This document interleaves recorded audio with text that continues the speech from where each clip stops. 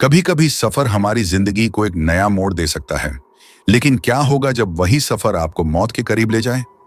दोस्तों, आज की कहानी आपको एक ऐसे सफर पर ले जाएगी जहां रास्ते केवल रहस्य, डर और मौत की ओर ले जाते हैं। तैयार हो जाइए एक खौफनाक अनुभव के लिए। यह है कहानी गलत सफर।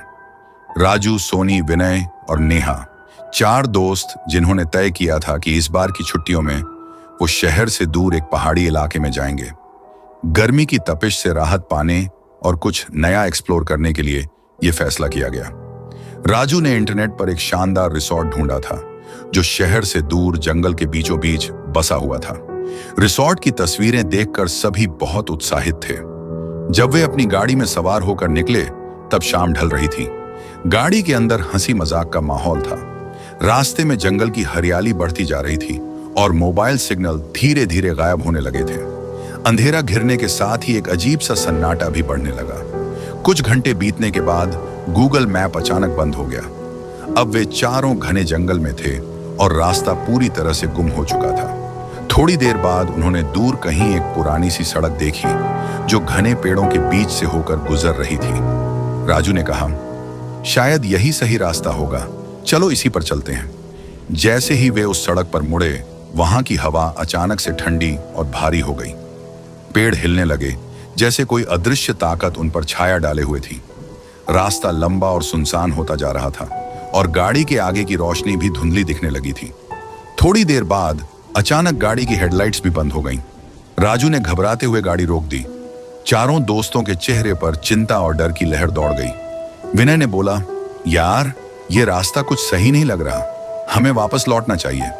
लेकिन राजू ने कहा, अभी रात हो चुकी है, वापस जाने का कोई मतलब नहीं, हमें आगे बढ़ना चाहिए। कुछ दूर और चलने के बाद गाड़ी के सामने अचानक एक पुरानी हवेली दिखाई दी।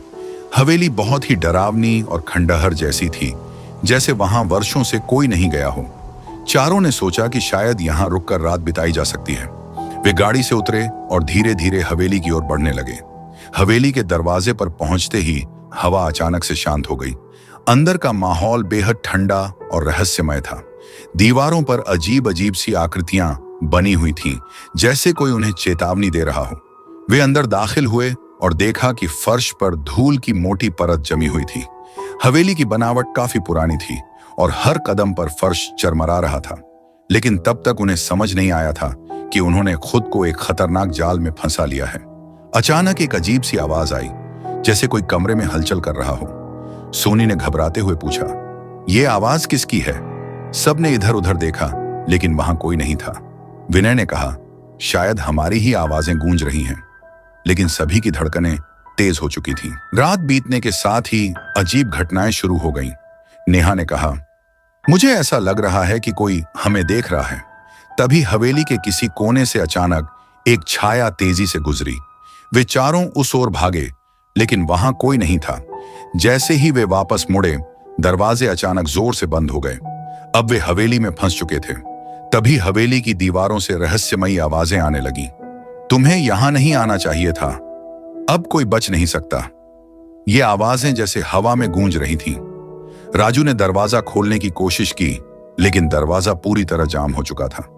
तभी अचानक विनय चीखने लगा, मेरे पीछे कोई कुछ है। उसने डर के मारे अपने पीछे देखा, लेकिन कुछ नजर नहीं आया। उसकी आंखें चौड़ी हो चुकी थीं और पसीने से लथपथ था। धीरे धीरे उन्हें एहसास हुआ कि वे जिस हवेली में फंसे थे वो कोई साधारण जगह नहीं थी। ये एक प्राचीन जादू टोने से भरी हवेली थी, जिसमें जो भी आता था वापस नहीं जाता। हवेली के मालिक की आत्मा वहां घूमती रहती थी, अपनी मौत का बदला लेने के लिए। अब चारों दोस्तों को बचने का कोई रास्ता नहीं दिख रहा था। रहस्यमयी शक्तियों ने उन्हें घेर लिया था। वे भागने की कोशिश कर रहे थे, लेकिन हवेली की दीवारें और दरवाजे हर बार उन्हें रोक रहे थे। आखिरकार नेहा ने एक पुरानी किताब देखी जिसमें लिखा था कि इस हवेली से निकलने का एकमात्र रास्ता है अपनी सबसे बड़ी कुर्बानी देना। लेकिन क्या वे ये कर पाएंगे? क्या कोई कुर्बानी देकर बच पाएगा? कहानी का अंत रहस्य में डूबा है। क्या वे बच पाए या हवेली का हिस्सा बन गए? ये जानने के लिए आपको कहानी के अगले हिस्से का इंतजार करना पड़ेगा। दोस्तों, ये थी गलत सफर की कहानी। क्या आप सोच सकते हैं कि अगर आप इस सफर पर होते तो क्या करते? क्या आप कुर्बानी देते या हवेली से भागने की कोशिश करते? अपने जवाब हमें कमेंट में जरूर बताएं। और अगर आपको ये कहानी पसंद आई हो तो इसे लाइक करें, शेयर करें और हमारे चैनल को सब्सक्राइब करना न भूलें। अगली बार हम और भी डरावनी और रहस्यमयी कहानी लेकर आएंगे। तब तक सुरक्षित रहें और याद रखें, कभी भी गलत सफर पर न जाएं।